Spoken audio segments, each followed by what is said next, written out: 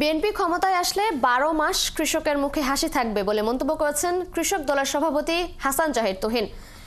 সোমবার বিকেলে যশোরের বাঘারপাড়া উপজেলার জামদিয়া ও বাসুয়ারি ইউনিয়ন কৃষক দলের আয়োজনে এক সমাবেশে একথা বলেন তিনি বলেন, বেগম খালেদা জিয়া ও তারেক রহমান কৃষি ও কৃষকের উন্নয়নে নানামুখী পরিকল্পনা গ্রহণ করেছেন। সুষ্ঠু নির্বাচনের মাধ্যমে দল দেশ পরিচালনার দায়িত্ব পেলে সেসব পরিকল্পনা বাস্তবায়ন করা হবে।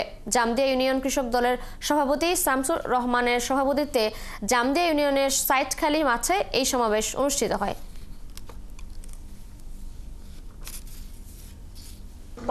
কৃষকদের প্রাথমিক কৃষি শিক্ষা চালুর উদ্যোগ গ্রহণ হবে।